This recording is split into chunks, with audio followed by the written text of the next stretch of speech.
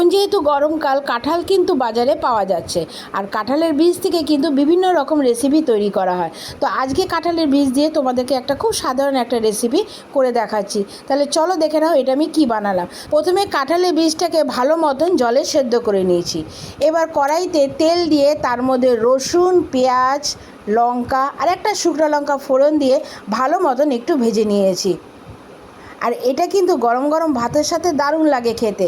বাড়িতে যদি কাঁঠালের বীজ থাকে আর যদি চিংড়ি মাছ থাকে তাহলে অবশ্যই একবার এই রেসিপিটা তোমরা ট্রাই করো। এবার যখন একটু ভাজা হয়ে যাবে, কাঁঠালের বীজটাকে জলের থেকে তুলে নিয়ে ওই পেঁয়াজের সাথে হালকা করে ভেজে নেব।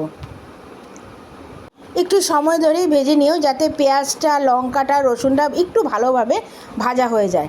এরপরে যখন একটু ভাজা হয়ে যাবে, তার মধ্যে আমি দিয়ে দেবো খানিকটা চিংড়ি মাছ।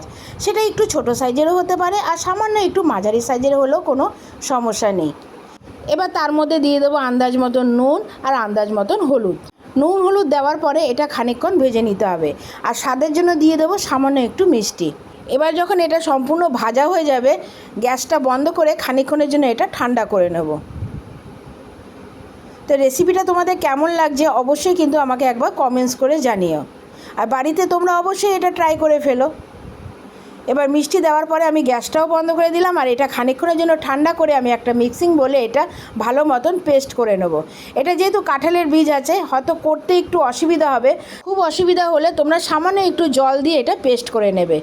এবার কড়াইতে তেল দিয়ে কালো জিরে ফোড়ন দিয়ে তার মধ্যে ওই পেস্টটা দিয়ে ভালো মতন একটু রান্না করে নেবে। একটু সময় ধরে করো, দেখবে এটা আস্তে আস্তে কড়াই থেকে প্রায় ছেড়েই আসবে। তো যখন দেখবে এটা প্রায় কড়াই থেকে ছেড়ে আসছে, তাহলে মনে করবে যে এই রেসিপিটা কমপ্লিট। এবার সামান্য একটু কাঁচা তেল দিয়ে আমি এটা পরিবেশন করেছি। রেসিপিটা কেমন লাগলো অবশ্যই কিন্তু আমাকে কমেন্টস করে জানিও। ভালো লাগলে একটা লাইক, কমেন্টস আর এটা বন্ধুদের সাথে শেয়ার করে দিও। আর আমার চ্যানেলটা কিন্তু অবশ্যই সাবস্ক্রাইব করে দিও। আসবো নতুন একটা রেসিপি নিয়ে। তোমরা ভালো থাকো, সুস্থ থাকো। এখনের জন্য টাটা।